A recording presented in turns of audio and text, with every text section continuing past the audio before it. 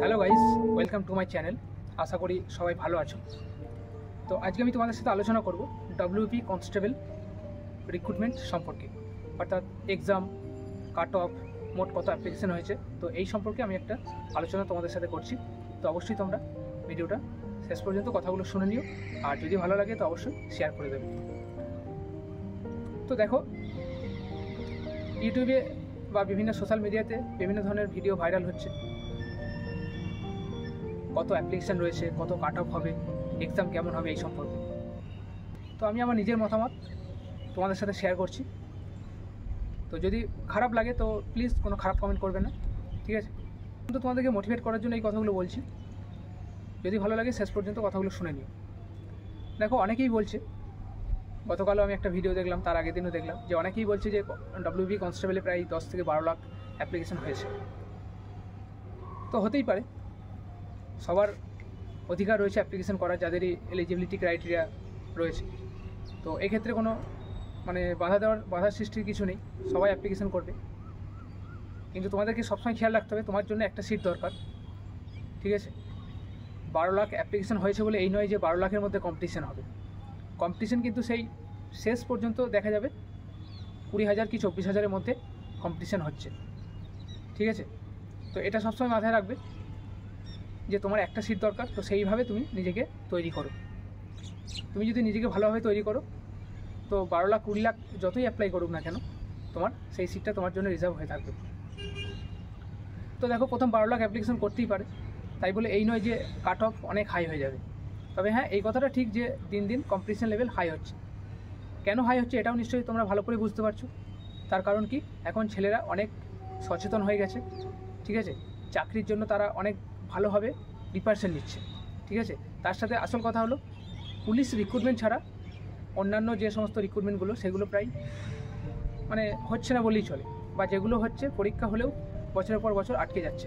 তো সেই জন্য কি হচ্ছে, ভালো ভালো যারা টিচারের জন্য যারা পড়াশোনা করছে তারাও সেই বেকারত্বের জন্য পুলিশের পরীক্ষাগুলো দিচ্ছে। তার জন্য কি জন্য কাট অফ অনেক হাই হয়ে যাচ্ছে। তো এটা নিয়ে কোনো চিন্তার কোনো কারণ নেই, বা চিন্তা করো না, টেনশন করবে না। তাহলে কী হবে, নিজেদের মাইন্ড ডাইভার্ট হয়ে যাবে।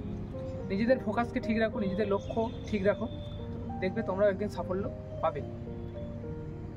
তাই তোমাদেরকে বলবো যে 12 লাখ অ্যাপ্লিকেশন হয়েছে বা লাখ লাখ অ্যাপ্লিকেশন হয়েছে, এটার ওপর তোমরা চিন্তা করো না, এটাকে মাথা থেকে ছেড়ে দাও। বা কাট অফ অনেক হাই হবে, 70-80 কাট অফ হবে, এটাও ছেড়ে দাও, ঠিক আছে? আর একটা কথা সবসময় মাথায় রাখবে, পুলিশের রিক্রুটমেন্টে প্রায় যে কন্টিনিউ যে রিক্রুটমেন্টগুলো হলো, WP constable, Kolkata police constable, WP SI, Kolkata police SI, তো এই রিক্রুটমেন্টগুলোতে, তারপরে এসএসসি জিডি কনস্টেবল, ঠিক আছে, বিএসএফ, অনেকগুলো রিক্রুটমেন্ট এই সময় কিন্তু হয়েছে। তার ফলে অনেক ভালো ভালো ছেলে অলরেডি চাকরি পেয়ে গেছে। তো এই সুযোগটা তোমাদেরকে কাজে লাগাতে হবে। তোমাদেরকেও সেই সমস্ত ছেলেদের মতো নিজেদেরকে তৈরি করো, দেখবে তোমরাও একটা চাকরি পেয়ে যাবে। কাট অফ খুব বেশি হবে না, ঠিক আছে?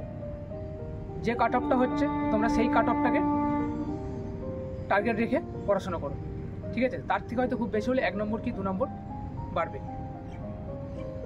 আর পরীক্ষা, তো পরীক্ষা সম্পর্কে আমি তোমাদের সাথে আলোচনা করছি। দেখো, তোমরা নিশ্চয়ই পরীক্ষা এর আগে অনেক পরীক্ষা দিয়েছো, বা প্রিভিয়াস ইয়ারে যে সমস্ত পরীক্ষার প্রশ্নপত্র দেখে তোমরা নিশ্চয়ই বুঝতে পারছো প্রশ্নের লেভেল কেমন, ঠিক আছে?